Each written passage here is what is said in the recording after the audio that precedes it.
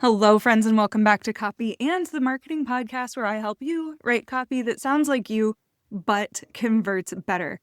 If we haven't met yet, my name is Sam. I'm the founder and lead copywriter at Nomad Copy Agency, and I write all of the copy that helps you sell. The copy, and I write the words on the internet that help you sell, aka the copy. So today in Funnel 101, welcome to lesson, I believe this is 4.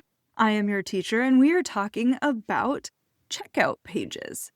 Again, I think people think of funnels and they just think that they need emails and a couple of landing pages and that hopefully someday maybe people are going to buy from them.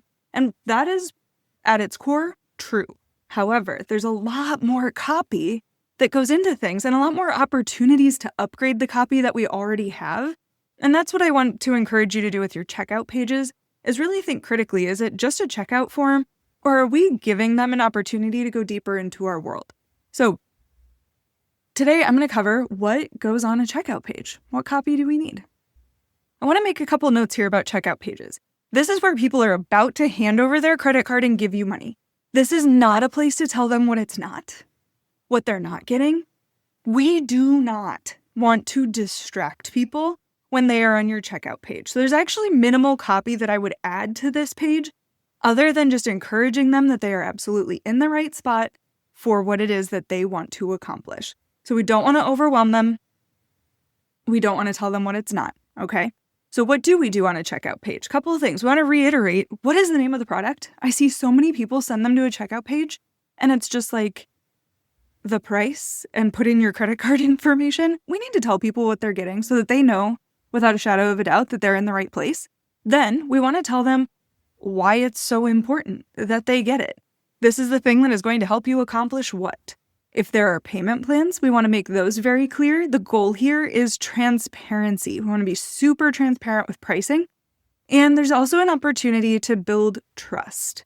I would make anything secure visible, so that says something like, if you do have a virus detector, or if there is an opportunity to do that, like check here if you are not a robot, I would add that. I would make that visible to them. And potentially also add language around a guarantee. I personally don't use guarantees because people tend to say, like, if you hate it, you can have your money back. There's no risk in giving me all your money. Honestly, most of my listeners are selling digital products. They absolutely should not get their money back if they have already consumed your intellectual property. The outcomes are not your responsibility, and I firmly believe that. So personally, I don't add guarantees onto my website and onto my checkout pages, but it's something to consider depending on your industry.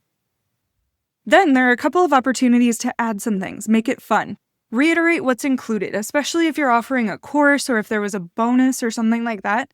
Make it clear that you're getting the core thing, which includes X, Y, and Z. Or a fast action bonus, one-on-one coaching, something like that. Don't shy away from putting that on the checkout page. Typically what I see is that a checkout page when on desktop is going to be 2 columns side by side. The left-hand column is going to have the details of why you should buy. We may also want to have another trust indicator on here, like a screenshot of a testimonial saying that the thing is great.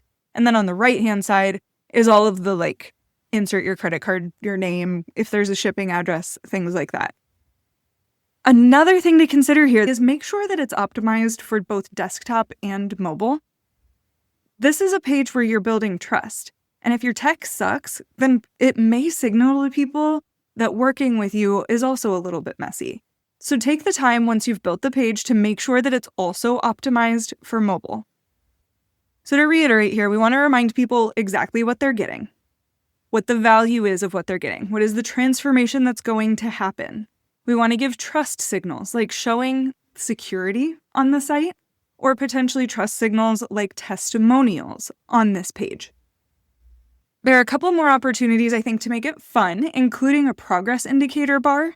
That's just at the top of the page that says, you're almost there, and has a progress bar that's partially filled out. I'm honestly currently thinking about the Domino's checkout process.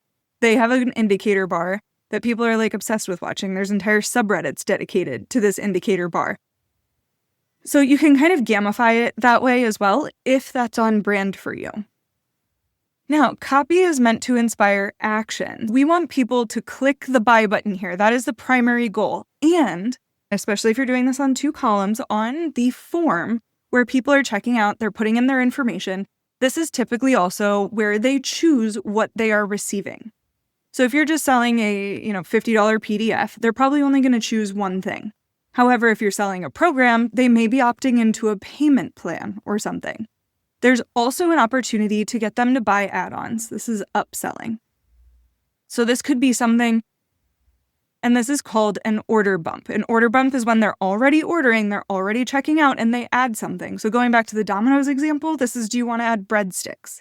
Going back to my buying leggings example from the last episode, this is asking if I want socks that match my leggings.